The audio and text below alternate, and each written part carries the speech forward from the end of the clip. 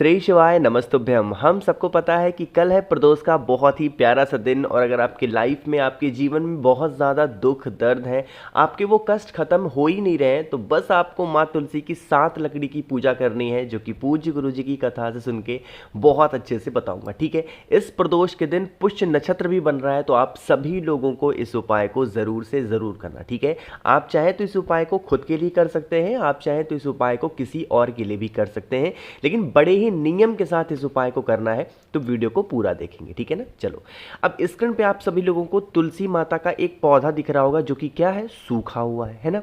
अब आपके घर में अगर सूखा हुआ है तब तो बहुत अच्छी बात है, नहीं है तो हरा भरा भी ले सकते हैं। अब बात आती है कि भैया कल तो रविवार की प्रदोष है, अब हम क्या करेंगे, क्योंकि रविवार के दिन तो माता तुलसी की पूजा की ही नहीं जाती है। तो आपके घर में चाहे तो पहले से या फिर तुलसी माता के पौधे के नीचे जो भी लकड़ी गिरी हुई है, वो 7 लकड़ी आपको उठा लेनी है। जो भी लकड़ी तुलसी माता के पेड़ के नीचे गिरी हुई है, वो 7 लकड़ी को उठा लेंगे। ठीक है, या फिर एक ही लकड़ी को उठा करके उसके छोटे छोटे छोटे छोटे 7 टुकड़े कर लेंगे, जैसे यहाँ पे किए गए हैं। बात आ रही क्या समझ में, इतना कर लिया। अब इन 7 लकड़ियों को एक साथ करते हुए कच्चा सूत आपको बांध देना है, ताकि ये सारी लकड़ियां एक साथ बंधी हुई हो, है ना। इतना काम कर लिया। आपके घर में कॉटन होगा, रुई होगा, ठीक है, उस रुई को आप इस लकड़ियों के ऊपर आपको लपेट देना है, क्योंकि हमें तो जलाना है। तो अब जलाओगे कैसे, ऐसे तो जलेगी नहीं, तो आपको इस लकड़ी के ऊपर अच्छे तरीके से रुई यानी कि कॉटन को लपेट देना। ठीक है, लपेट दिया। फिर आपको लेना होगा इस तरीके से एक मिट्टी का दीपक, है ना, चाहे तो नया ले लो, पुराना ले लो, कोई दिक्कत नहीं है। मिट्टी के दीपक में आपको घी डालना होगा। घी आपका गौ माता का होगा। घी डाल दिया।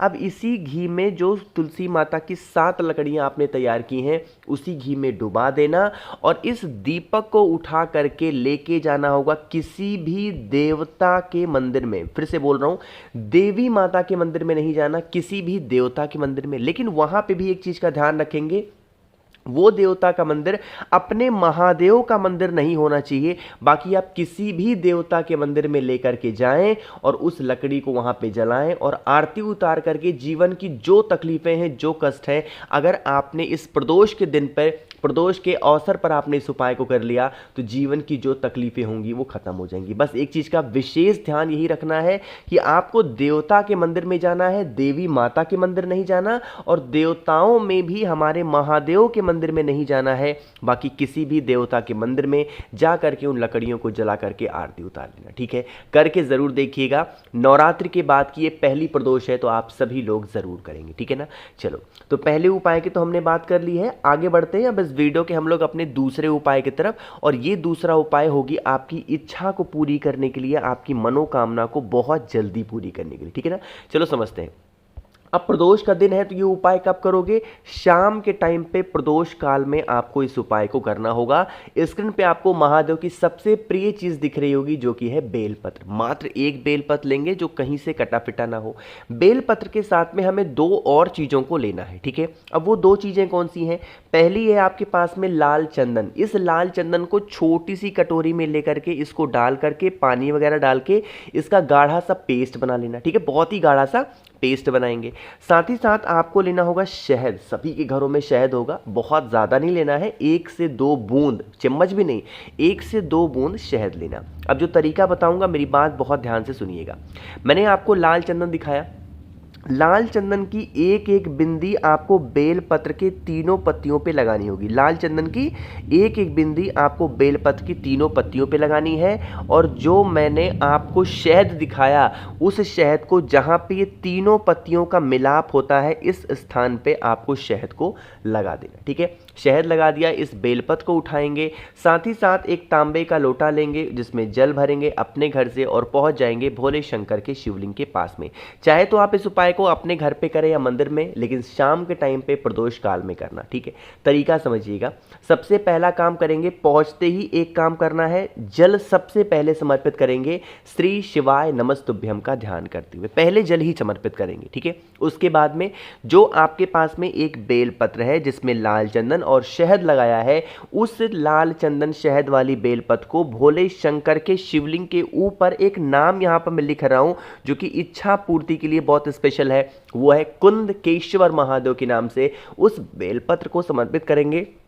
जो आपकी विशेष होंगी, जो आपकी कामना होगी, वो आप महादेव से कह देना। यकीन मानिए अगर इस उपाय को आप कर लेते हैं ना पूरे विधि के साथ, विधान के साथ में, और सच्ची भाव, सच्ची श्रद्धा के साथ, तो आपके सारे काम बन जाएंगे। ठीक है, करिएगा।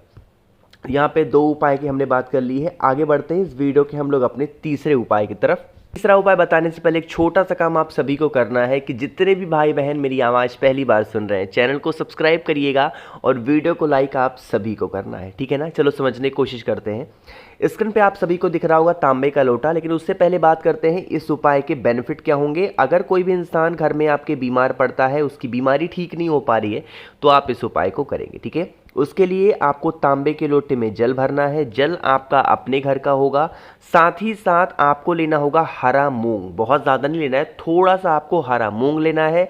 और साथ ही साथ एक आपको लेनी होगी दूर्वा, जो हरी वाली दूर्वा आती है वो लेंगे। ठीक है, इन दोनों चीज़ों को इस कलश के अंदर डाल देंगे। हरे मूंग को भी डाल देंगे और एक दूर्वा को भी डाल देना। ठीक है, डाल दिया। अब आपको अलग से 11 दाने चावल के लेने हैं। कितने? 11 दाने गिन करके चावल के लेने हैं। उसको तांबे के लोटे में नहीं डालना। पहुंच जाएंगे लेकर के भोले शंकर के शिवलिंग के पास में। मन है घर पे करो, मन है मंदिर में, लेकिन करना है प्रदोष काल में। ठीक है, तरीका समझिएगा जो चीज़ मैं बताने जा रहा हूँ। आपके पास में एक तांबे के लोटे में जल है। जिस जगह पे खड़े हो उसी स्थान पे तांबे के लोटे को नीचे रख देंगे शिवलिंग के पास में। ठीक है, आपके पास में 11 चावल के दाने हैं।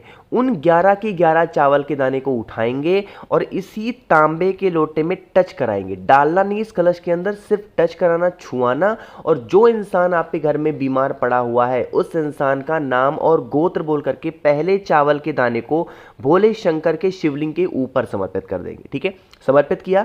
समर्पित करने के बाद में लास्ट में आप इस तांबे के लोटे को फिर से उठाएंगे और पूरा का पूरा जल भोले शंकर के शिवलिंग के ठीक ऊपर कुंदकेश्वर महादेव के नाम से, फिर से बोल रहा हूं, नाम को नोट करिएगा, कुंदकेश्वर महादेव के नाम से जल को पूरा समर्पित करेंगे। जो जल होगा बहता हुआ जलाधारी से नीचे गिरेगा। इस जल को थोड़ा सा रोक लेना और जो भी इंसान आपके घर में बीमार पड़ा है, बहुत दिनों से बीमार है, उसकी बीमारी ठीक नहीं हो पा रही है, उसको उस जल का आचमन करा देना। यकीन मानिए इस उपाय को पूरे विधि विधान और नियम के साथ, विश्वास के साथ आप करेंगे तो घर की सारी बीमारी आपके कहाँ चली जाएगी आपको खुद भी पता नहीं चलेगा। ठीक है ना, करिएगा। तो यहाँ पे हम लोगों ने 3 उपाय की बात की है। एक सबसे आसान से और आखिरी उपाय की बात करने जा रहे हैं, जो कि चौथा उपाय। ठीक है, अब मेरी बात बहुत ध्यान से सुनेंगे। जैसे हर इंसान सोचता है कि हमारा परिवार खुश रहे, हमारे घर में कोई भी लड़ाई झगड़े ना हो, तो ये जो चौथा उपाय है आपके घर के लड़ाई झगड़े को रोकेगा और क्रोधी वाले इंसान को प्रेम की भाषा सिखाएगा। ठीक है, चलो समझते हैं। स्क्रीन पे आपको चावल का दाना दिख रहा है, तो आपको लेने हैं 7 चावल के दाने, जो कहीं से टूटे ना हो, खंडित ना हो, बिल्कुल खड़े खड़े 7 चावल के दाने लेंगे।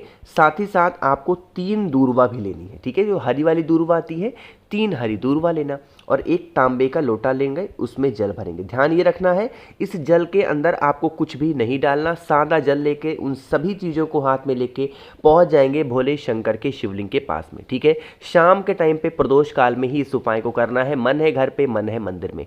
हम सबको ये पता है महादेव का पूरा परिवार शिवलिंग के ऊपर ही विराजमान है, जिसमें ये जो स्थान होता है ये है माता अशोक सुंदरी का। पता है आपको? देखो क्या करोगे, जो आपके पास में 7 चावल के दाने हैं उसे आपको माता अशोक सुंदरी वाले स्थान पे एक एक करके आपको समर्पित करना। ठीक है, समर्पित कर दिया। जब चावल के दाने को समर्पित कर चुको, उसके बाद में जो आपके पास में 3 दूर्वा है, उन 3 दूर्वा को भोले शंकर के शिवलिंग के ऊपर जब समर्पित करेंगे तो उस इंसान का नाम और गोत्र जरूर बोलेंगे। जो इंसान आपके घर में क्रोध करता है, गुस्साता है, लड़ाई झगड़े क्लेश बहुत करता है, उसका नाम गोत्र बोलेंगे। और फिर आपके पास में जो एक तांबे के लोटे में जल है, उस जल को महादेव के शिवलिंग के ठीक ऊपर इसी दूर्वा के ऊपर समर्पित कर देना। अब जब जल को समर्पित करोगे तो हठ को दूर करने के लिए एक नाम बोलना है और वो नाम बोलना है हाटकेश्वर महादेव। कौन से महादेव? हाटकेश्वर महादेव के नाम से उस जल को समर्पित करना।